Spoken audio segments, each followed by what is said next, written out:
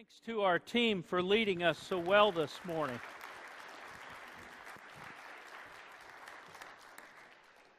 Well, it's, am I on? Am I on? I think I am. Yeah, okay.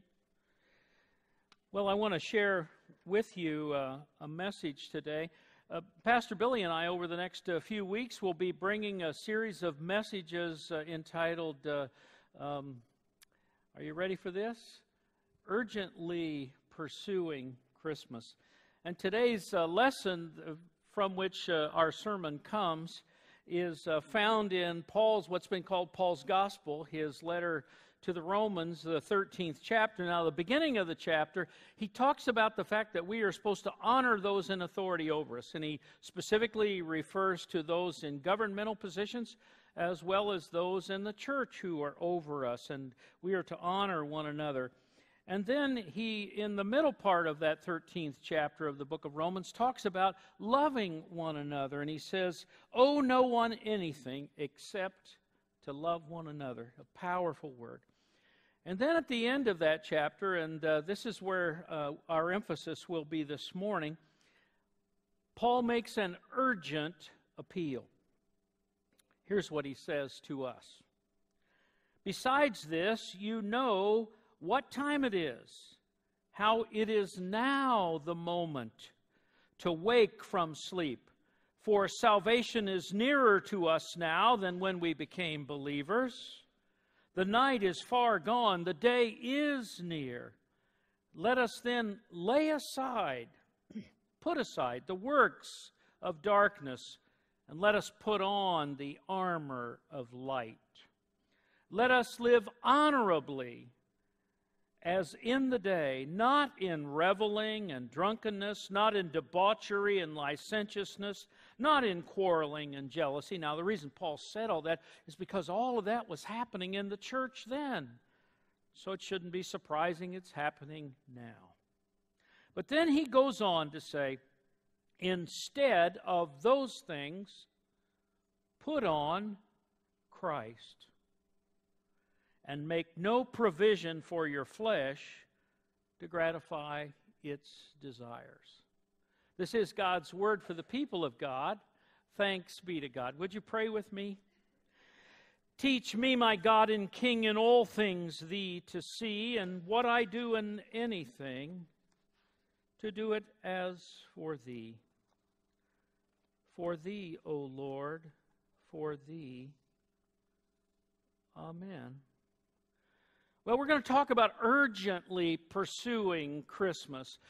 You know what urgent means. That's something, it's not something that can wait till tomorrow or next week. It's urgent. It's something you do now. It's like receiving or making the 911 call. You want the paramedics, or you want the fire department, or you want the police department there now. It's urgent. And then that sense about pursuing. You know what it is to pursue something. You pursue a goal and you aim for it. You deal with whatever obstacles are there, but you keep pursuing. You don't give up. You keep pressing on. You don't let the barriers or the obstacles keep you from it. You pursue it, urgently pursuing Christmas. That may sound strange, doesn't it? Those words juxtaposed the way it came into my mind one day in prayer, urgently pursuing Christmas. But it seems to make sense for the Advent message. The Advent message is this, it's wake up. Wake up. It's time. The day is coming. Soon the darkness will no longer be, and the light of Christ will be revealed. He says, wake up. I found myself 2 times this past week saying that, almost surprising myself. One, I was driving down, right down in front of the church here on Shadeland, and there was a car in the other lane. You know, it's 2 lanes each way, and the car in the other lane was kind of sometimes in their lane and sometimes in my lane. And I know I shouted, I thought afterward, you probably shouldn't have done that so loud, but I have a big mouth, and I said, wake up! And sure enough, when I got beside that person, yep, there they were, texting on the phone. You know and I say that to all of us, you know that's the number one cause of accidents. You know that's the number one cause of fatalities right now. So wake up. Do not text while you're driving. Wake up. That's the message Paul says. Wake up.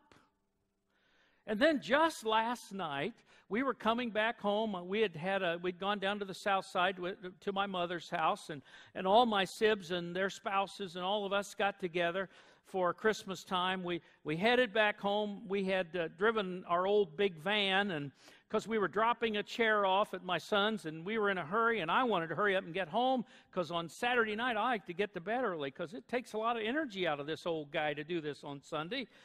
But so we jumped out of the van at my brother's house, and as I got out, I must have accidentally hit the lock button. It's all locked up, sitting there running. Oh my goodness. I wanted to say to myself, wake up, you idiot. Can't fix it, can you? Can't fix stupid sometimes. You just can't. Well, fortunately, my brother is a very resourceful, handy guy, so in about 10 minutes, it would have probably taken me hours, but in 10 minutes, he had the van opened and the door opened, and we were back on the way heading home. We were almost back home. We got just to the intersection of 75th and Benford, just a mile over that way, and we were going north on Benford, and we were going to turn left at the light, and so we were waiting for the arrow to turn left, and there were cars heading south on Benford that were waiting for the arrow to turn left to go east on 75th. And so we wait, and finally the arrow turns green, and there's cars over there turning left, and we're turning left, and all of a sudden a guy in a little truck, a little exterminator truck, I wanted to do that to him, he's just driving along, and he goes right through the intersection. And luckily I was paying attention, because he did not have the green light, and I wanted to say to him, wake up, pay attention. I didn't look to see if he was on his phone. I know it'd just make me more upset, so I didn't look. But, you know, there's that feeling, and that's the sense about Advent. Wake up, God says. The season is all around us. God is breaking in. Wake up. You don't know when it will happen that God will intervene. Wake up. And Paul's saying, wake up, our faith will soon be tested.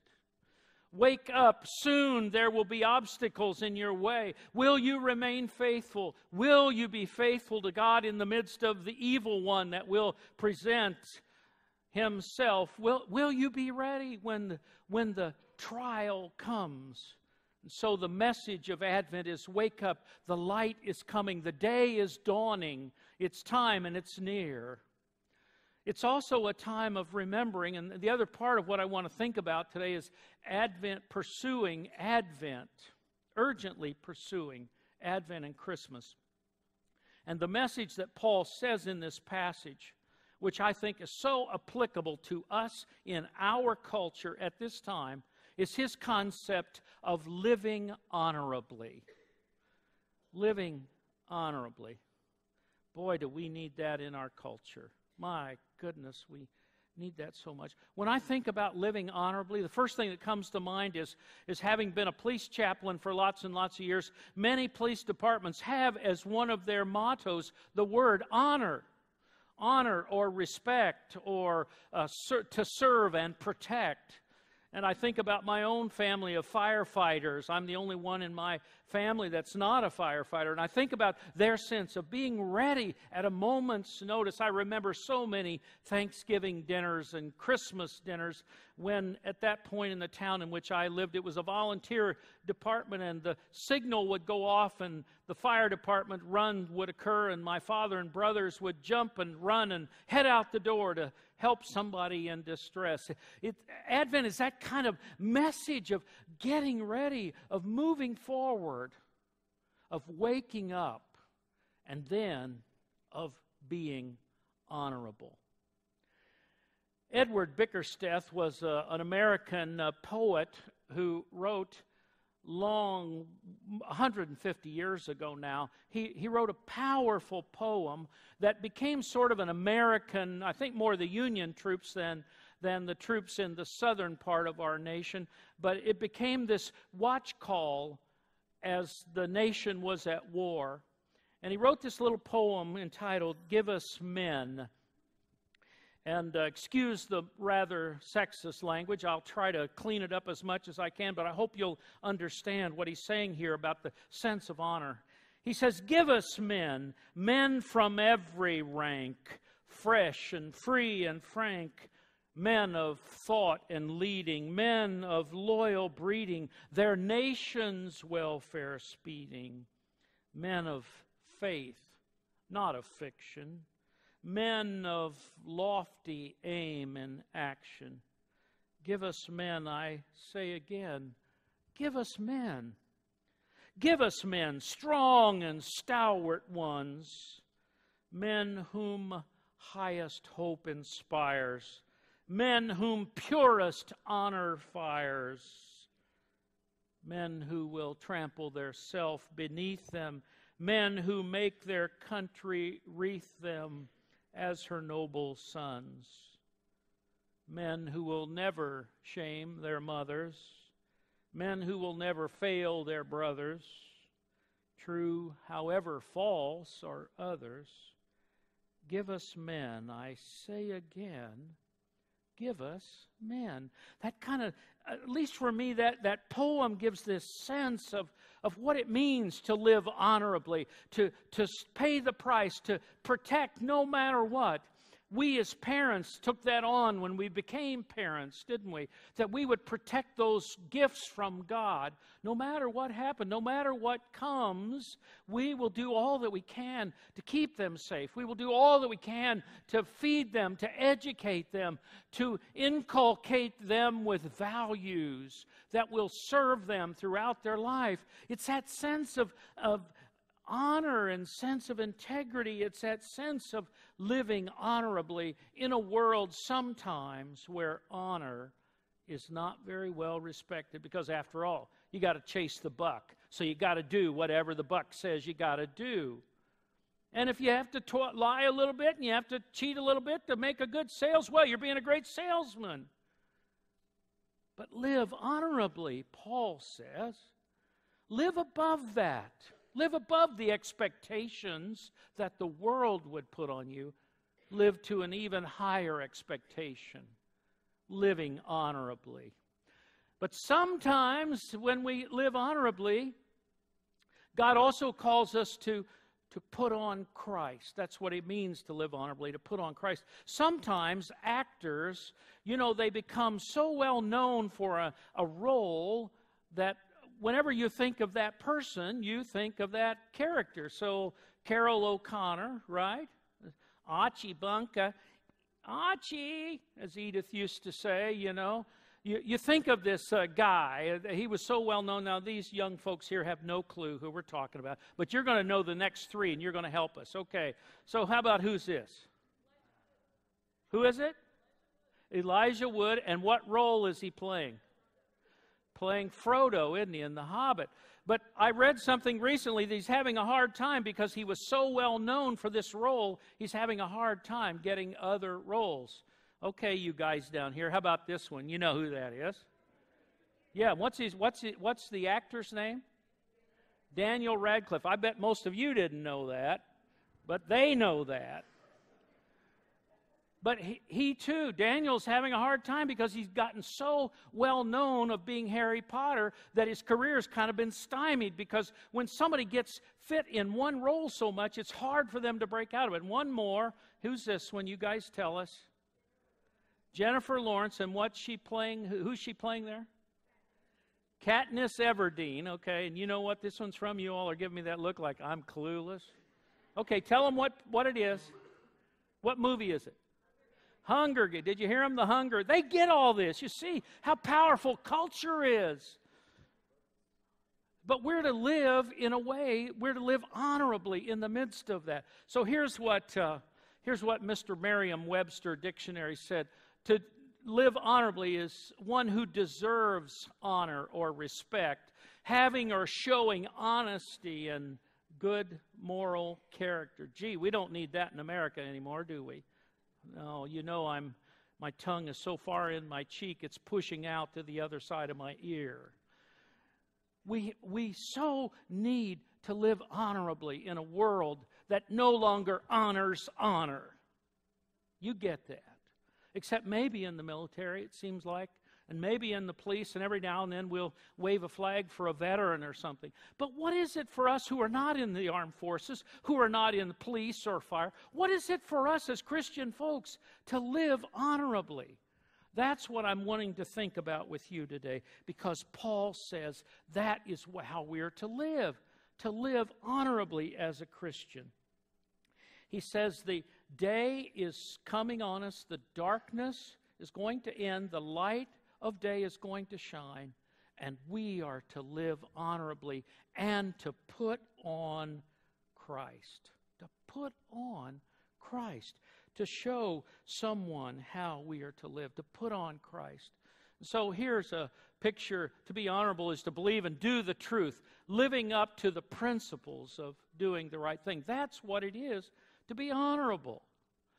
To believe and then to do the truth. It's so important that we do that.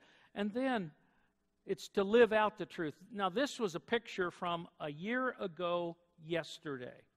It was the 2015 Old Oaken Bucket game.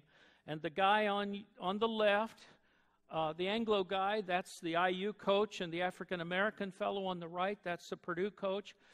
IU happened to win that day. And the Purdue coach is coming to congratulate the IU coach on their victory. We understand, we expect that. We have that expectation that even in defeat, that we will be people of integrity. We expect that of our athletes, and we expect that. What about this one? Now, what in the world does that have to do? Okay, that's I think it's a little Honda Civic, but I'm not sure. I think it is. And that accident happened at the Castleton Mall. Somebody backed in, and made that beautiful little dent right in the corner of their bumper, pulled away. Oh, did I say didn't leave a note?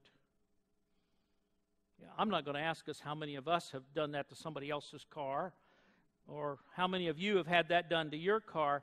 But we know there's all kinds of need in our world to live honorably, to do the right thing. Yes, and it may cost you. There is a cost to being Christ's servants. There is a cost to being honorable and to be persons of integrity, even though we know that all of us at one time or other have not made it up to the mark. And that's where, as Jonathan said this morning, where we know that Christ has forgiven us. But that doesn't mean we're to continue in our sin so that grace may abound, as Paul says in another place. Not so. We are to live as those who are honorable, as those who put on Christ. I know that myself as an actor. In fact, most of the places around Indiana, Methodists and Methodism, I'm not known as myself. I'm known as the guy that portrays John Wesley, because I've done it a whole bunch of times when we Methodists have gathered. And so all the time anybody talks about John Wesley and they start looking at me, I'm not John Wesley. But I've put on John Wesley so much that to them I become John Wesley. What if you and I put on Christ so much that when others look at us, they see Him? That's integrity. That's honor. That's how we're called to live, as those who put on Christ, who don't bump somebody and then run. Paul Chilcote is a marvelous Wesley scholar. I think he's one of the best interpreters of the Methodist and the Wesleyan movements today. He's a great thinker on how we are to live faithfully. And here's what he said in one of his little books. He said, we must love not just in the knowledge that we are saved, but we must ask, for what purpose am I saved? Is it just me and my Jesus and feeling good? No, it never has been. It never will be. It's always about what we are to do and be in the world. And so Paul Chilcote writes it so well. He said this in his little book called The Mission Church Paradigm. Brenda, share this with your students. Share this with your students at United or at Indiana Wesleyan. He said, the Wesleys concluded that the central purpose of the church is mission. God's mission. He goes on to say they, meaning those early Methodists, attempted to replicate the model of the earliest church in the New Testament. The church, they believed, is not called to live for itself, but for others. It is called, like Christ, to give itself for the life of the world. It is not so much that the church has a mission or ministries, rather the church is a mission. You see, and so often we get that confused. We think, well, our church has a mission. No, our church is to be a mission. Our church is to be a mission to our community and to the world. The church is not about us feeding a few hungry people every now and then. No, the church is about us sharing the love of Christ in what we say and do, in how we treat others, how we treat the clerk at the store that's so haggled in this season, or how we treat the call person on the other end of the phone, how we treat our neighbor that's had a hard time.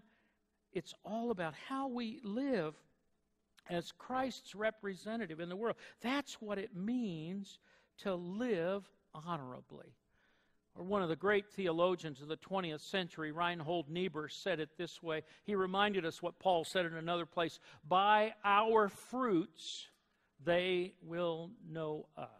By our fruits the world knows us.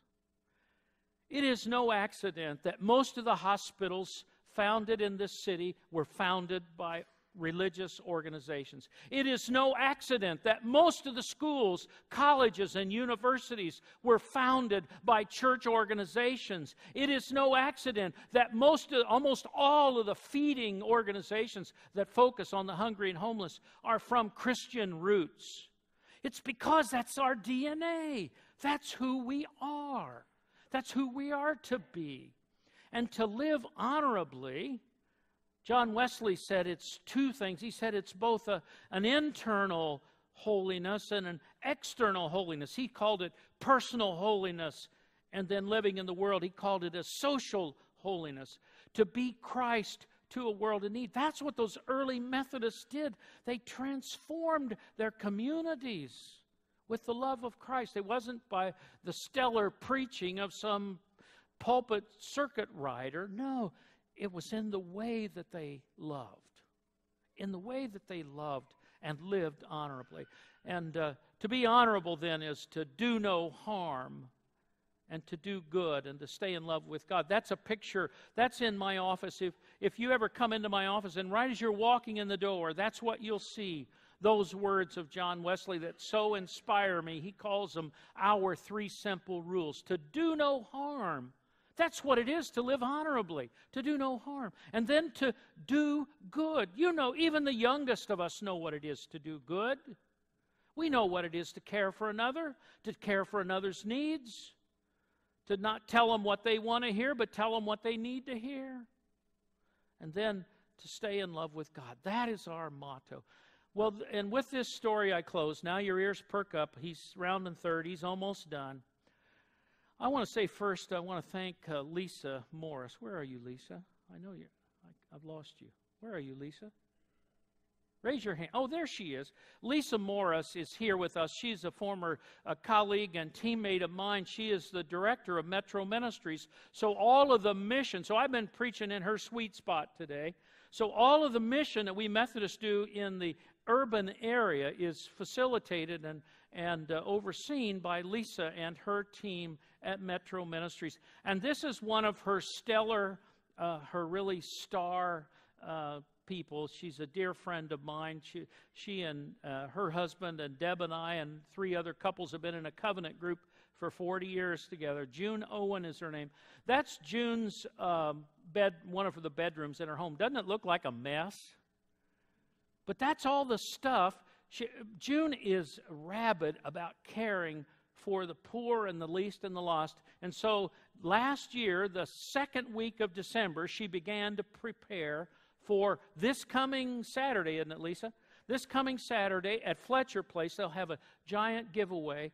And June, my friend, now if you look at the bottom of the picture there, there's underwear. She buys underwear and socks for homeless men. There's jackets and blankets. There's things for children. There's shirts and pants for boys and girls. There is so much stuff. Her bed is piled high, and then in the closet in two of her bedrooms, they're just filled from one side to the other of all this stuff. And she's frugal. Oh my goodness, she's tight. Oh man, we traveled with them last summer. Boy, I thought she was tight before that trip. I know, but it's because so I asked her one day. I said, "You got plenty of money. Why are you so tight?" And she said, "Because I can do more for others if I'm frugal." So she spends the whole year. She finds bargains at Walmart, or she used to love a place not even around here anymore called Goodies, and she'd go to all these discount places, and she buys all these clothes. She's got 3 or 4 Carhartt jackets for guys that are going to be out in the cold, and she's passionate about that. This little gal, she's maybe 5 foot, Lisa, wouldn't you say? Maybe 5 foot. But this bundle of passionate energy, she worked all of her career 2 doors north of here in the community hospital building that's just up the road. But this passionate preacher's wife, not passionate because she's a preacher's wife, but passionate because God has told her to live honorably, and for her that means taking care of the needy.